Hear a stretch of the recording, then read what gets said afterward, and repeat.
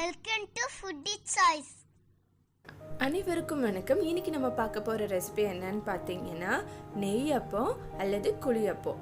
இதுக்கு என்னென்ன தேவையான பொருள்னு பார்த்துடலாம். நான் இன்னைக்கு 1 கப் அளவுக்கு பச்சரிசியை 2 மணி நேரம் ஊற வைக்க போகிறேன். இது 1 கப் மெஷர் பண்ணி வச்சுருக்கிற பச்சரிசி. அதில் முங்குற அளவுக்கு தண்ணி விட்டு ஒரு 2 மணி நேரம் ஊற வச்சிடலாம்.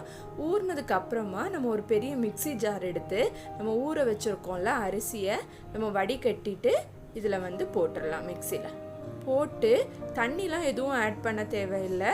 பொடி பண்ணி நம்ம எடுத்துக்கலாம். பொடி பண்ணிவிட்டு காட்டுறேன் பாருங்கள். நம்ம புட்டுக்கெலாம் மாவு பொடிப்போம்ல அந்த மாதிரி பொடி பண்ணி எடுத்துக்கோங்க. இப்படி இருக்கணும். இதில் 4 ஏலக்காய் போட்டுக்கலாம் வாசனைக்காக.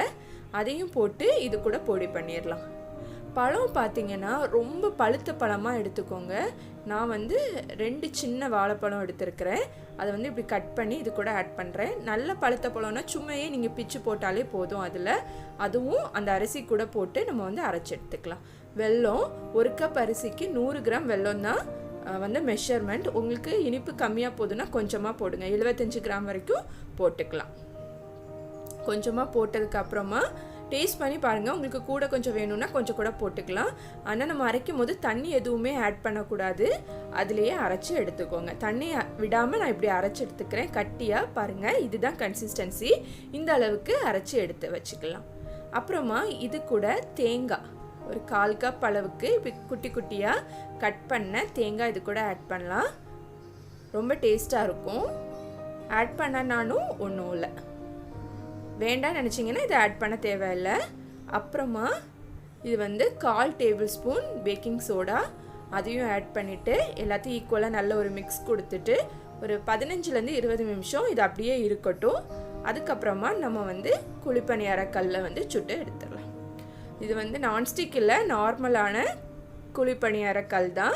இது ஹீட் பண்ணிக்கலாம். நல்லா சூடானதுக்கு அப்புறமா நெய்யோ அல்லது எண்ணெயோ இதில் விட்டு நம்ம இன்றைக்கி இதை பொரிச்சு எடுக்க போகிறோம். நான் இன்றைக்கி நெய் விட்டு பொரிச்சு எடுக்க போகிறேன்.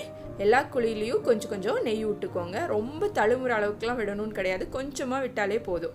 ஒரு 1/2 டேபிள் ஸ்பூன் எல்லாத்துலேயும் விடுங்க. விட்டு அதுவும் நல்லா ஹீட் ஆனதுக்கு அப்புறமா நம்ம வச்சுருக்குறோம்ல அந்த மாவில் கொஞ்சமாக எடுத்து இப்படி ஹாஃப் அந்த குழியில் ஹாஃப் வர வரைக்கும் ஃபில் பண்ணி நம்ம வைக்கலாம். பாருங்கள், இப்படி தான் கொஞ்சமாக மாவு எடுத்து அந்த நெய் ஹீட் ஆனதுக்கு அப்புறமா நம்ம அதில் ஊற்றிடலாம். எல்லாத்தையும் ஊற்றினதுக்கு அப்புறமா காட்டுறேன் பாருங்கள். இப்படி தான் இருக்குது. எல்லாத்தையும் ஊற்றினதுக்கு அப்புறமா தீயை நல்ல சிம்மில் வச்சுக்கோங்க. ஒரு 5லேருந்து 10 நிமிஷம் ஒரு சைடு வேகிறதுக்கு டைம் எடுக்கும். அப்போ இப்படி மெதுவாக திருப்பி போடுங்க. ரொம்ப குத்திர வேண்டாம், ஷேப் வராது. நல்லா சின்னதாக ஒரு ஸ்பூன் வச்சு மெதுவாக இப்படி திருப்பி விடுங்க. வெந்தால் தான் நமக்கு திருப்பி போட வரும்.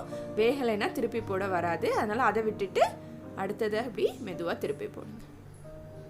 திருப்பி போட்டுட்டு தீயை நல்லா சிம்மில் வச்சு மறுபடியும் ஒரு 5 நிமிஷம் நல்லா வேக விடுறங்க. வெந்ததுக்கு அப்புறமா நம்ம எடுத்துடலாம். எல்லாத்தையும் திருப்பி போட்டுட்டு 2 சைடும் ஈக்குவலாக வெந்துருச்சு. இது நம்ம இன்ஸ்டண்ட்டாக ஏதாவது ஸ்வீட் பண்ணணுன்னா இன்ஸ்டண்ட்டாக பண்ணிடலாம். டக்குன்னு கொஞ்சம் நேரத்தில் பண்ணிடலாம். பாருங்கள், அழகாக குட்டியாக சூப்பராக க்யூட்டாக இருக்குது பாருங்கள். அவ்வளோதான், ரொம்ப சிம்பிள். அப்புறமா 2 சைடும் வெந்ததுக்கு அப்புறமா நம்ம நெய்யிலேருந்து இதை எடுத்துடணும். நல்லா கலர் சேஞ்ச் ஆகணும். கறியை விட்டுறாதீங்க. அவ்வளோதான். நீங்களும் இந்த ரெசிபி ட்ரை பண்ணுங்கள். எப்படி இருந்ததுன்னு மறக்காமல் ஷேர் பண்ணுங்கள். இன்னொரு அட்டகாசமான ரெசிபியில் உங்களை மீண்டும் சந்திக்கிறேன். Thank you. Thanks for watching Foodie Choice.